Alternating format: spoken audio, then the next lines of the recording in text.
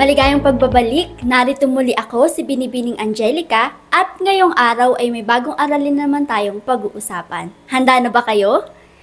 Kung oo, pag-usapan natin yung tungkol sa wika. Ayan, sa usapin ng wika, isa rin ba kayo sa nalilito kung ano ang pinagkaiba ng Tagalog, Pilipino at Filipino?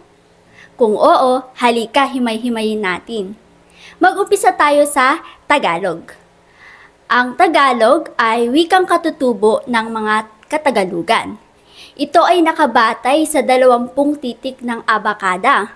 At kung babalikan natin ang kasaysayan, hindi naman lingid sa ating kaalaman na marami tayong wikang katutubo, tama ba? At sa panahon ni Quezon, pinag-iisipan o ninanais na magkaroon tayo ng wikang pambansa. Ano ba ang wikang pambansa? Ito ang wika na maaaring magamit saan ka man sa lupalop ng bansa naroon. Maaari itong gamitin pang komunikasyon kahit pa iba-iba yung katutubong wika natin. Bukod pa dito, ang wikang pambansa ay maaaring maging pagkakakilanlan or identidad natin bilang Pilipino. Ngayon, bumuo ng mga grupo na mag-aaral kung alin bang mga katutubong wika ang maaaring magamit bilang wikang pambansa. Napili ang Tagalog bilang batayan ng wikang pambansa mula sa miyembro ng Surian ng Wikang Pambansa.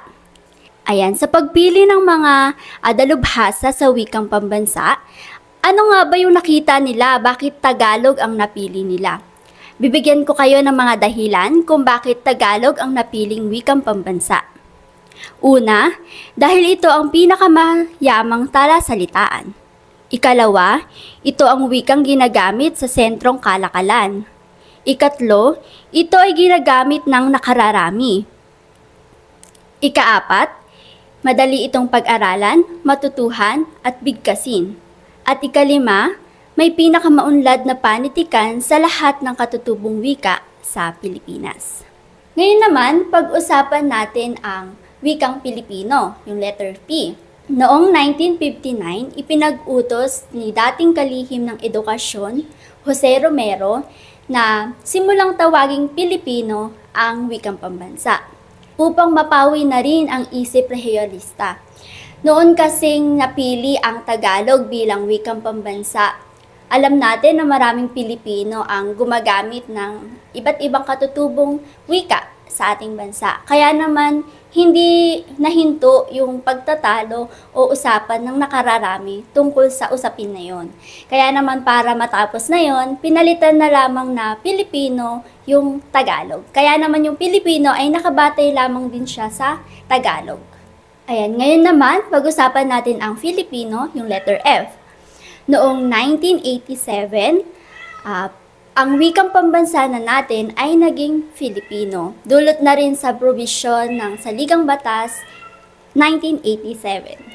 Ayan, ang wikang Pilipino ay nakabatay sa 28 titik na tinatawag na alfabetong Pilipino, na kung saan ngayong kasalukuyan ito ang ating wikang pambansa. Ayan, wag po tayong malilito na hindi na po Tagalog ang wikang pambansa natin ngayon, kundi Filipino na. Ano nga ulit? Filipino. Ano-ano nga ba ang katangian ng wikang Filipino? Una, nakabatay sa wikang umiiral sa bansa. Ibig sabihin, habang ginagamit natin ang wikang Filipino, umuunlad din ang ibang katutubong wika. Ikalawa naman, ito ay buhay, dinamiko o nagbabago.